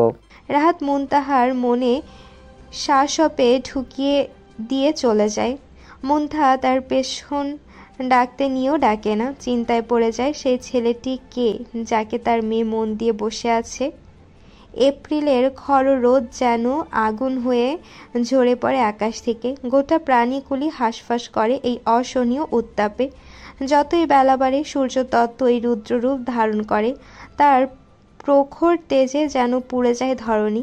বিকেলের দিকে সূর্য যখন পশ্চিম আকাশে ঢলে পড়ে তখন তাপমাত্রা কিছুটা কমে বটে, কিন্তু আরাম মেলে না একটু। সূর্য অস্ত গেলেও বাতাসে জমে থাকে এক ধরনের ভ্যাপসা ক্লান্তি। শরীর মনের উপর যেন চেপে বসে এক অদৃশ্য ভার। বিত্তবানদের জন্য হয়তো এই গ্রীষ্ম কেবলই একটি ঋতু, যাকে তারা এয়ার কন্ডিশনের ঠান্ডা পরশে উপেক্ষা করতে পারে, কিন্তু মধ্যবিত্ত ও নিম্নবিত্তের কাছে এই গ্রীষ্ম এক ধরনের দুঃসহ পরিবারের নাম। ঘামে ভেজা বিছানা, নিঃস্ব প্রাচীর আর ক্লান্ত শরীরের দীর্ঘশ্বাসেই যেন মিশে থাকে তাদের গ্রীষ্মের দিনলিপি। দুপুরের আহার্য সম্পাদন করার পর হায়ার মাথা ব্যথা থাকায় সে হালকা ডোজের একটা ঘুমের ওষুধ নেয়, যার কারণে সেই যে দুপুরে ঘুমিয়েছে সন্ধ্যা হয়ে যাওয়ার পরও হায়ার ঘুম ভাঙেনি। আশিয়ান বাসায় এসে তাকে ঘুমন্ত অবস্থায় পায়। সে নিজের মতো ফ্রেশ হয়ে নিচে গিয়ে হালকা নাস্তা করে উপরে চলে আসে। হায়া জেগে থাকলে এতক্ষণে তাদের ঠুকনি শুরু হয়ে যেত। হায়া যেহেতু ঘুমন্ত, তাই আশিয়ানও নিজের জন্য ঘুমটা ফরজ করে নেয়। সে আস্তে আস্তে বেডে উঠে হায়ার বুকের ওপর শুয়ে তার কোমর দুই হাতে চেপে ধরে চোখ বন্ধ করে নেয়। আশিয়ানের কাঁধে এক পাহাড় সমান কাজ। ভার্সিটিতে টেস্ট এক্সাম চলছে, সেগুলোর খাতা কাটা লাগবে। তার উপর বাবার কোম্পানিতে একটা নতুন প্রজেক্টেও সে হাত লাগাচ্ছে। এবার সেটারও বহু কাজ বাকি, কিন্তু সে সব কাজ ফেলে বইয়ের বুকে মুখ গুজে একটা শান্তির ঘুম দেওয়ার প্রস্তুতি নিচ্ছে। শরীর ক্লান্ত থাকায় অল্প কিছু সময়ের ব্যবধানে আশিয়ান ঘুমিয়েও পড়ে। ঘুমন্ত হায়া নিজের অজান্তে স্বামীকে আরও শক্ত করে নিজের সাথে আগলে নেয়। হায়ার ঘুম ভাঙে রাত 12:30টায়। অস্বস্তি ও গরমের জন্য ঘুমটা ভেঙেছে মূলত তার। পিটপিট করে চোখ খুলে তাকালে নিজের উপর একটা ভর অনুভব করে হায়া। চোখ ঘুরিয়ে নিজের বুকের দিকে তাকালে সেখানে তার অপ্রিয় বরকে দেখতে পেয়ে চোখজোড়া বড় বড় হয়ে যায়। সে বুঝে উঠতে পারে না এই লোক তার বুকের উপর ঘুমিয়ে আছে কেন। সে আলতো করে ধাক্কাতে ধাক্কাতে আশিয়ানকে ডাকতে থাকে, এই শুনছেন? হ্যাঁ আশিয়ান ভাই, ওঠেন আমার উপর থেকে, বালিশে গিয়ে শুয়ে পড়ুন। ধুর, হাঁটার বস্তা। অনবরত ধাক্কাধাক্কি ও ডাকাডাকিতে আশিয়ানের সাধের ঘুমটা ভেঙে যায়। সে ঘুমু ঘুমু কণ্ঠে বলে, কি হয়েছে বউ, ডাকছো কেন মাঝরাতে? আশিয়ানের ঘুম যেন কণ্ঠ শুনে হায়ের কিছু একটা হয়ে যায়। কেমন ঘোল লাগানো কণ্ঠ আশিয়ানের। হায়া একটা ফাঁকা ঢোক গিলে বলে, নিজের জায়গায় গিয়ে শুয়ে পড়ুন। আমি তো আপনার ভারী চ্যাপটা হয়ে গেলাম রে ভাই। আশিয়ানের ঘুমটা পুরোপুরি ছেড়ে যায় হায়ের কথা শুনে। সে আস্তে ধীরে হায়ার বুক থেকে মাথা উঁচিয়ে তার দিকে তাকায়। বেলকনির দরজা খোলা থাকায় সেখান দিয়ে আসা আলোয় সে ভালো মতোই হায়াকে দেখতে পারে। অনেক সময় ঘুমানোর কারণে হায়ার মুখটা ফুলে টমেটো হয়ে রয়েছে। হালকা তৈলাক্ত মুখটা আশিয়ানকে প্রচণ্ড আকৃষ্ট করছে। মন চাইছে এই মেয়েটাকে নিয়ে ডুব দিতে ভালোবাসার দুনিয়ায়। আদর আদরেও ভরে দিতে ইচ্ছে করছে তার হায়াকে। নিজেকে কন্ট্রোল করতে না পেরে আশিয়ান হুট করে হায়ার দুই গাল চেপে ধরে তার কপালের মধ্যখানে নিজের ওষ্ঠের উষ্ণ স্পর্শ এঁকে দেয়। কোনো তাড়াহুড়া ছাড়াই বেশ খানিকটা সময় নিয়ে সে কাজটা করে। আকস্মিক এমন আক্রমণে হায়া কিছুটা ভরকে যায়। সে নিজের চোখ জোড়ায় খিসে বন্ধ করে নিয়ে আশিয়ানের বক্ষতলে পড়ে থাকে। আসিয়ান নিজের মনকে শান্ত করে হায়ার কপাল থেকে ওষ্ঠ সরিয়ে আনে, তারপর ডান গাল থেকে হাত সরিয়ে সেখানটায় মুখ ডুবিয়ে ঠেসে চুমু দেয়। অপর গালতে তো সেম কাজটা করে। হায়ার থেকে সরে এসে উঠে বসে, পা দুটো বেড থেকে বের করে ঝুলিয়ে বসে বড় বড় শ্বাস নিয়ে নিজেকে শান্ত করে। তারপর বসে থেকে উঠে শরীরটা ডানে বামে কয়েকবার ঘুরিয়ে একটু চাঙ্গা করে নেয়। হায়াও ততক্ষণে উঠে বসেছে। সে কোনো কথা না বলে চলে যায় ফ্রেশ হতে। আসলে সে কথা বলার জন্য এনার্জি পাচ্ছে না, প্রচণ্ড ক্ষুধা পেয়েছে তার। তাড়াতাড়ি করে ফ্রেশ হয়ে এসে মুখটা মুছে এসে ছুট লাগায় নিচের যাওয়ার উদ্দেশ্যে, কিন্তু বাদ সাধে তার অনাদরের বর। আসিয়ান হায়ার হাত টেনে নিজের কাছে নিয়ে এসে বলে, আজকের মতো রোমান্টিক রাতে লাফাচ্ছ কেন? আমার গলা জড়িয়ে বসে থাকলে তো পারো নাকি? নাকি সাহস নেই? সামনে আসলেই গলে পড়ো। রাতটা যেন হঠাৎ করে অন্যরকম হয়ে উঠেছে। কালো মেঘে আকাশ ঢাকা, মাঝে মাঝে এই গর্জন উঠছে। ঠান্ডা হাওয়ায় জানালার পর্দা নাচিয়ে দিচ্ছে ধীরে ধীরে, ঠিক যেমন অনাহুত ভালোবাসা নাড়িয়ে দেয় অবচেতন অনুভবগুলোকে। সারাদিনের ক্লান্ত কমিয়ে তোলার রোদের তেজও যেন হার মেনে নিয়েছে এই রহস্যময় রাতের কোমল স্পর্শে। চারপাশে ছড়িয়ে পড়েছে এক অনিবার্জনীয় শীতলতা, আর সেই শীতলতার ভেতরেও যেন জমে আছে অদ্ভুত এক উষ্ণতা, ভালোবাসার, না বলা কথার, চোখে চোখ রাখার। এই অনুভূতির সৌন্দর্যে হারিয়ে গিয়েছে আসিয়ান বলেছিল কথাটি। তার কণ্ঠে ছিল একরাশ কোমলতা, চোখে এক গভীর মুগ্ধতা, যেন প্রকৃতির মতো করে সেও আজ বলতে চায় কিছু, চুপি চুপি মনের সবচেয়ে নরম কোণ থেকে। হায়া নিজেকে ছাড়াতে ছাড়াতে বলে, আপনার রোমান্টিক রাতের খ্যাপায় আগুন, ক্ষুধায় পেটের নাড়ি ভুড়ি বের হয়ে আসার উপক্রম হয়েছে, ছাড়ুন বলছি। লাস্টের কথাটা একটু ধমকের সুরেই বলে হায়া। আসিয়ান তার কথা শুনে ছেড়ে দিয়ে মুখ গোমড়া করে দাঁড়িয়ে থাকে। হায়া রুম থেকে বাহির হওয়ার ঠিক আগ মুহূর্তে হাঁটা থামিয়ে দিয়ে কিছু একটা ভেবে পেছন ঘুরে তাকায়। আসিয়ানকে উদ্দেশ্য করে হায়া জিজ্ঞেস করে, এই আপনি খেয়েছেন? আসিয়ান ট্রাউজারের পকেটে হাত ঢুকিয়ে বলে, খাবো কিভাবে? আমার পুতুল বউটা না খেয়ে ঘুমাচ্ছে, আমি কি খেতে পারি? একটা মুচকি ভেঙচি দেয় হায়া, তারপর বলে, ফ্রেশ হয়ে আসুন, আমি খাবার নিয়ে আসছি। কথাটা বলে 1 মিনিটও দাঁড়ায় না, চলে যায় নিশোরা নিজের জন্য খাবার আনতে। অন্যদিকে হায়ার কথা শুনে আসিয়ানের মুখে হাসি ফুটে। হায়া খাবার নিয়ে আসলে আসিয়ান আর সে খাবার খেয়ে নেয়। একটু প্লেটগুলো ধুয়ে হাওয়াকে সাহায্য করে খাওয়ায়। সব গুছিয়ে রুমে আসলে হায়া খেয়াল করে তার চোখে ঘুমের ঘাও নেই। সে একবার বই খাতা নিয়ে নাড়াচাড়া করে তো আরেকবার বেলকুনিতে যায়, ঘরের মধ্যে হাঁটাচলা করে। আসিয়ান ল্যাপটপে কাজ করতে করতে সবটা বিষয় আর চোখে প্রত্যক্ষ করে। শেষে না পেরে বলেই দেয়, এমন হাঁটাহাঁটি করছে কোনো রুমের মধ্যে? আমার ডিস্টার্ব হচ্ছে। আর ঘুমাচ্ছ না কেন? হায়া কোমরে 2 হাত রেখে বলে, সেই দুপুরে ঘুমিয়ে রাত 12টায় উঠলাম, ঘুমের কারখানা খুলে বসেছি আমি। এতক্ষণ ঘুমানোর পর কোন মানুষের ঘুম আসে? আসিয়ান ভাবে, ঠিকই তো, আমি সন্ধ্যায় ঘুমানোর পরও যদি আমার ঘুম না পায়, এই অলসের ডিব্বা তো সেই দুপুরে ঘুমিয়েছে। আসিয়ান গলা খাকারি দিয়ে বলে, তাহলে পড়ালেখা করো, সামনে মাসে তোমার এক্সাম। আমি কিন্তু ফার্স্ট ক্লাস চাই, নাহলে আমার কলিগদের সামনে আমার নাক কাটা যাবে। সেটা আপনি না বললেও আমি আনার চেষ্টা করব। আর নাকের কথা বললেন, যেই না একটা বোচা নাক, সেটা আবার কাটার কি টেনশন? হায়া মুখ তেড়াবেকা করে কেমন যে কথা বলে। আসিয়ানকে হেনস্থা করার একটা সুযোগও সে মিস করতে চায় না। আসিয়ান তার কথা শুনে নিজের নাকে হাত বুলিয়ে বলে, আমার নাক ঠিকই আছে, বরং তোমার নাক উঁচু বাপের মতো। তোমার নাকটা একটু বেশি উঁচু, যার কারণে বাকিদের নাককে বোঝা মনে হয়। হায়া তেড়ে মেরে আসিয়ানের সামনে এসে আঙ্গুল নাচিয়ে বলে, এই এই খবরদার, আমার পাপাকে নিয়ে কিছু বলেছেন তো আপনার বোচা নাকে ঘুষিয়ে দিয়ে আরো বোচা করে দেব। আসিয়ান নিজের কোলের উপর থেকে ল্যাপটপটা রেখে ছট করে টান দিয়ে হায়াকে নিজের কোলের উপর বসিয়ে নেয়। এমন কাজে হায়া একটু থতমত খেয়ে যায়। সে মুষ্টামুষ্টি করে চেষ্টা করে নিজেকে আসিয়ানের থেকে সরাতে। আসিয়ান হায়ার কোমরের 2 পাশে হাত রেখে নিজের মুখটা হায়ার ঘাড়ে রেখে ফিসফিসিয়ে বলে, ঘুরতে যাবে? আসিয়ানের এমন ফিসফিসিয়ে কথা বলায় হায়ার কেমন একটা ঘোর লেগে যায়। আসিয়ান তার কোমরে হালকা চাপ দিয়ে বলে, কি হলো, যাবে নাকি আমি একাই চলে যাব? হায়া কাপা কাপা গলায় বলে, যাব।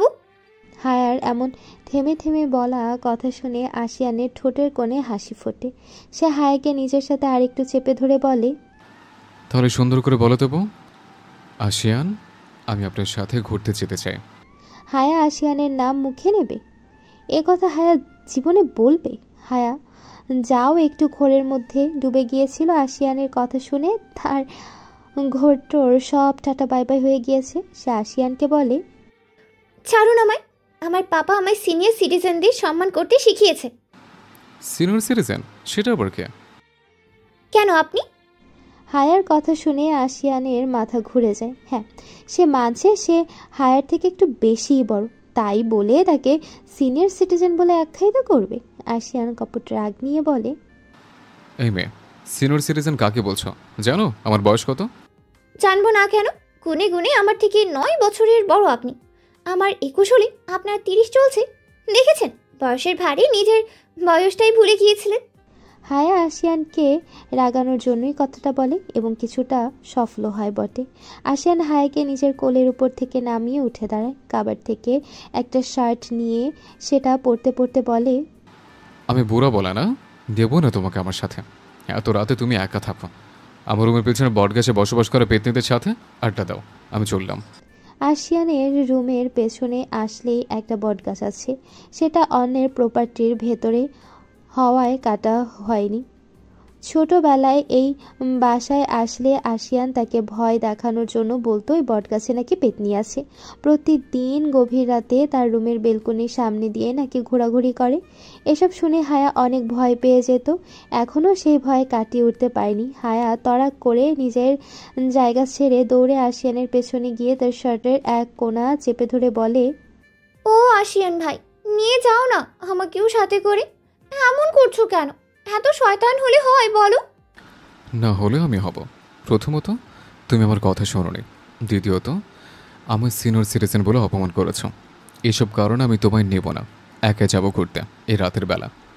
কথাটা বলে আশিয়ান হায়ার হাত ছাড়িয়ে নিজের দিকে হাঁটা দেয়। রুম থেকে বের হয়ে ঠিক তখনই আশিয়ান শুনতে পায় কিছু অদ্ভুত কথা। হায়া বলছে, ওই মাফুতো বর, নিয়ে যান না আমায়ও আপনার সঙ্গে করে ঘুরতে। আশিয়ান পেছন ঘুরে বলে, মাফুতো বর? এটা আবার কেমন ডাক? হায়া তার কাছে আসে, গুটি গুটি পায়। তারপর আশিয়ানের শার্টের একটা বোতাম ধরে সেটা খুঁড়তে খুঁড়তে বলে, আপনি তো আমার 2 দিক দিয়ে কাজিন না? মায়ের দিক দিয়ে মামাতো ভাই আর বাবার দিক দিয়ে ফুফাতো ভাই। এখন আপনাকে যদি শুধু মামাতো বর বা শুধু ফুফাতো বর ডাকি তাহলে ইনজাস্টিস হয় না? সবগুলো সম্পর্ককে জাস্টিস দিতে এই ডাকটা আবিষ্কার করলাম। সুন্দর হয়েছে না নামটা? মিটমিটি হেসে কথাটা জিজ্ঞেস করে হায়া। এদিকে হায়ার এমন উদ্ভট ডাক আর লজিক শুনে আশিয়ানের মাথা দুটো চক্কর দিয়ে ওঠে। মেহু? জি। মেহেরিমার এই ছোট একটা উত্তরেও হায়ার দম বন্ধ হয়ে আসে ভালো লাগায়। তার খুব ইচ্ছে হয় মেহেরিমাকে তার বুকে নিয়ে সে সারা রাত গল্প করবে। ইচ্ছে হলে আলতো করে ছুঁয়ে দেবে ভালোবাসার পরশে। কখনো বা ঠোঁট কাটা কিছু কথা বলে লাজে রাঙিয়ে দেবে মেয়েটাকে। কি করছো? পড়ে উঠলাম। আপনি? তোমার কথা ভাবছি। ছোট্ট করে মনের কথা জানিয়ে দিল জাহান তার প্রেয়সীকে। জাহানের কথা শুনে মেহেরিমার গাল লাজে লাল হয়ে যায়। লোকটার সাথে যখনই কথা বলে তখনই কোনো না কোনো কারণে মেহেরিমা এমন লাল টুকটুকে রূপ ধারণ করবে, অথচ জাহান তেমন কিছুই বলে না। মেহেরিমা, শুনছো? জি বলুন। চলো না আমরা বিয়ে করে ফেলি। তোমায় নিজের চোখের আড়ালে রাখা আমার জন্য কতটা কষ্টের তুমি বুঝতে পারো না। জাহানের কথা শুনে মেহেরিমার আরও লজ্জা পেয়ে যায়। সে মিনমিনিয়ে বলে, আঙ্কেল আন্টি কি আমায় মেনে নেবেন? তোমায় বউ করে নিয়ে আসি, দেখবে তোমায় আমি আদর করার সুযোগই পাচ্ছি না। তুমি সারাদিন আম্মুর সাথে লেপ্টে থাকবে তার আদর পাওয়ার জন্য। জাহানের কথা শুনে নিঃশব্দে তৃপ্তির হাসি দেয় মেহেরিমা। তার যথেষ্ট ভালো ধারণা হয়ে গিয়েছে জাহানের পরিবারের সম্পর্কে, যেখানে সেই ফ্যামিলির 2 জন সদস্য তার মতো এসে অজানা এতিম মেয়েকে এতটা ভালোবাসতে পারে। বাকিরাও এমনি ভালো মনের হবে হয়তো। কি হলো, বললে না কিছু? কি বলবো? বিয়ে করবে আমায়? চলো না কাল করে ফেলি। আমার একটু মন টিকছে না তোমায় ছাড়া। নেগেটিভ সব ভাবনা এসে ভিড় করছে আমার মাথায়। এক্সামটা শেষ হোক, আমারও মেন্টাল প্রিপারেশনের প্রয়োজন। আর নেগেটিভ ভাবনা, সেটা কি নিয়ে আসছে? তোমায় নিয়ে। তুমি প্লিজ আমায় ছেড়ে যেও না। আমি তোমায় অনেকটা বেশি ভালোবেসে ফেলেছি। এতটা ভালোবেসে ফেলেছি যে একজন আমি আমার আর অন্য কারোর জন্য ভালোবাসার অবশিষ্ট নেই। ধরা গলায় কথাগুলো বলে জাহান। মেহেরিমা তার কথার প্রেক্ষিতে নীরবতা অবলম্বন করে। বেশ কিছুক্ষণ চুপ থেকে জাহান নীরবতা ভঙ্গ করে বলে, সামনের সপ্তাহ থেকে আমায় একটা ট্রেনিংয়ের জন্য যেতে হবে চট্টগ্রাম। সকল নিউ হার্ট সার্জনদের জন্য আমার হসপিটালের অথরিটি ব্যবস্থা করেছে। 1 মাস সেখানে থাকতে হবে। আচ্ছা, সাবধানে থাকবেন, নিজের যত্ন নেবেন। এমনই আরো টুকটাক কথা চালিয়ে যায় দুই জুটি। मैंने जब देखा था तुझको रात भी वो याद है मुझको तारे गिनते गिनते सो गया। হায়ের চোখে চোখ রেখে গানটা গায় আশিয়ান। গানের প্রতিটি শব্দ যেন আশিয়ানের ঠোঁট ছুঁয়ে বেরিয়ে এসে হায়ার হৃদয়ে কাঁপন তুলেছে। চারপাশ থমকে গেছে, কোলাহল, আলো, মানুষ সব ফিকে। শুধু আশিয়ানের কণ্ঠটাই যেন রয়ে গেছে বাস্তবের একমাত্র সুর হয়ে। হায়া নিঃশ্বাস আটকে গেছে। ওই চোখে দুটো, যে চোখগুলোকে সে একসময় ঘৃণা করতে শিখেছিল, আজ সেগুলোতেই যেন নিজের হারিয়ে যাওয়া সমস্ত স্বপ্ন খুঁজে পাচ্ছে। আশিয়ান তার চোখ দিয়ে কথা বলছে। মনের গহীনে লুকিয়ে থাকা প্রতিটি না বলা কথা যেন সুর হয়ে ছড়িয়ে পড়ছে হাওয়ায়। ধীরে ধীরে এগিয়ে আসছে আশিয়ান। প্রতিটি পদক্ষেপে তার ভেতরের সমস্ত অহং ভেঙে চুরমার হচ্ছে, যেন সে কখনো ক্ষমা চাওয়া শব্দহীন প্রার্থনার ভেতর দিয়ে হায়ার কাছে ফিরছে। আর হায়া সেই স্থির নিঃশ্বাসও যেন নিতে ভুলে গেছে। তার বুকের ভেতর কান্না জড়ানো এক রোমহন্য কাজ করছে। যন্ত্রণায় করা ভালোবাসা, বেদনায় ভেজা প্রতীক্ষা।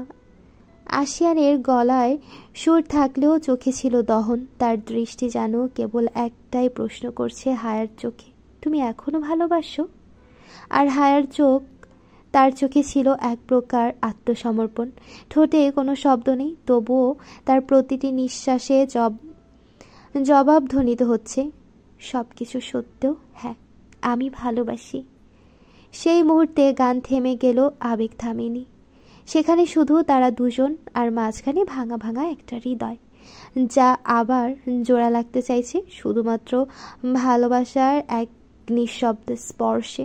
আশিয়ান একদম কাছে এসে দাঁড়ায়, এতটাই কাছে সে আশিয়ানের চঞ্চল উষ্ণ নিঃশ্বাস হায়ের মুখে আছড়ে পড়ছে।